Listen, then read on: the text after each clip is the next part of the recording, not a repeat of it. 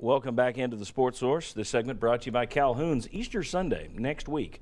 While we know you'll be watching the Sports Source next week, after the show, grab Easter lunch at one of the many Calhoun's locations in East Tennessee. They're having the big lunch all over the place, but they have a buffet lunch at 2 locations, Oak Ridge and Lenoir City. Barbecue, prime rib, all the famous sides. Desserts at the yin yang is the way it was described to me. All that on their buffet at Oak Ridge and Lenoir City. Calhoun's for Easter Sunday. Take the family out there. All right.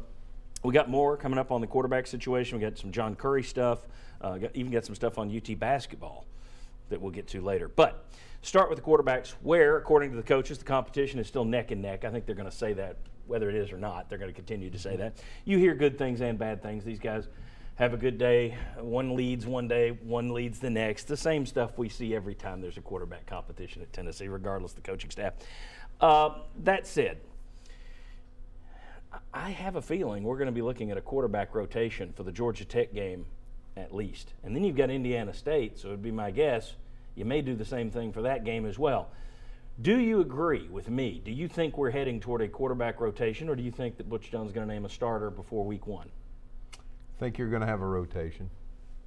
You okay? Everybody agree with that or disagree? I'm going to qualify. I think he'll have a starter before week 1, surely. Well, but I think what he's going to do, this kind of reminds me of what I saw from Tennessee back in 2004 when you had Ainge and Schaefer. Mm-hmm. So they both played the first few games, and then they take off with a starter after that. Yes. So that's what I think they'll do. It won't be a rotation season wide. No. Just early in the season. That's what I'm saying. I'm saying Georgia Tech and Indiana State, and hopefully you've picked one after those 2 games. I think that's what'll happen. Do you guys agree that it'll be? This reminds me of 2000.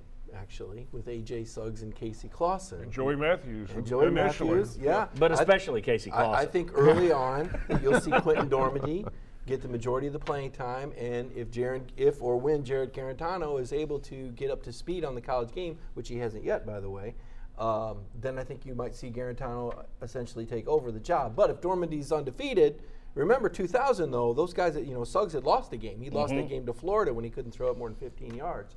So if Dormady's winning ball games, no change. But if they stumble and lose a game or 2, it's Guarantano time. Is this a problem?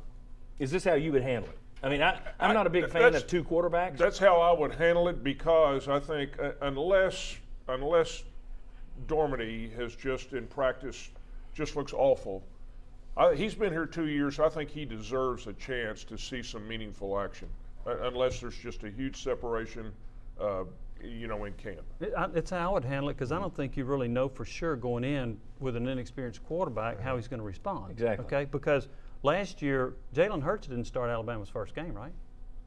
But once he came in and showed what he could do, he took off from there. At Southern Cal, they started Max Brown for the first 3 games. They're 1 and 2, and then they put in Darnold. Look what happened. So I could see them wanting to try to figure out who's going to respond best when the lights are on. Yeah, and I think Dormady, I think Mike's right. I think you are looking at this guy gets a couple series, then we bring in this guy, back to this guy, back to this guy. I think it is going to be Dormady as the first guy out because he does have the experience.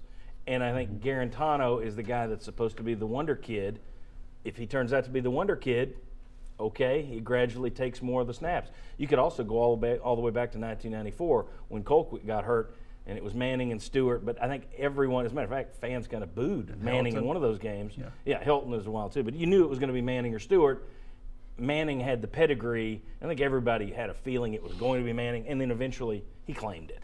So I think that they would probably set it up and say, Dormady, it's yours. We expect Guarantano to claim this if he's all he's cracked up to be, and if he doesn't, hopefully Dormady's. The question, John, is do we see Jones? Do we see Sharon Jones? Sharon Jones. Do we get to that point? Yeah, I don't think he can play 3. Don't think we'll ever see him in a game. He'll be on the sideline pumping up the offensive line. I don't think he can play 3. I would bet on him playing in a game. Well, the other question, well, you may need to at some point, because this is the other thing. Here we go. How concerned are you about a guy transferring? Because Alabama lost 3 quarterbacks last year after they named Hurts, which is it just tells you how the game has changed.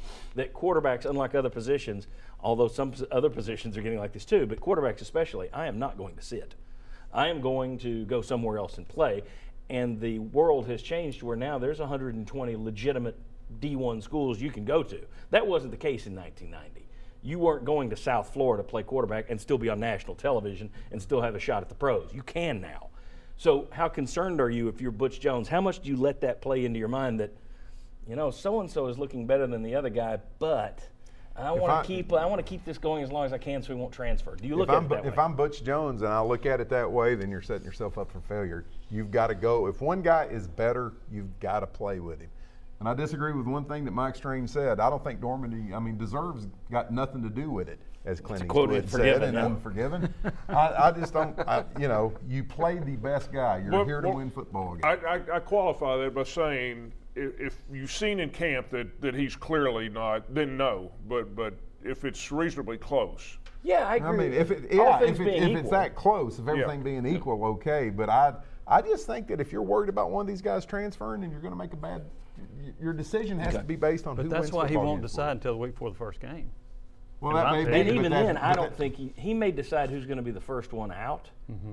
I don't think that means he's going to decide who'll be the starter for the next 12 games. And let's say this, there's no organizational depth chart that's been issued this spring for any position. Butch has not put out anything. There is no depth chart or organizational chart for any of the media to work with. So technically, there are no starters on this football team right now. Technically, that's true. Why the window's closed. Yeah. That's right. Got some starters. All right. What does history tell us about Tennessee changing quarterbacks? I went back 30 years. We'll look at the last 10 times Tennessee has gone into a season with brand new, inexperienced quarterback or quarterbacks. What lessons can be learned? We got plenty more on the Sports Source. Come back if you want to see this.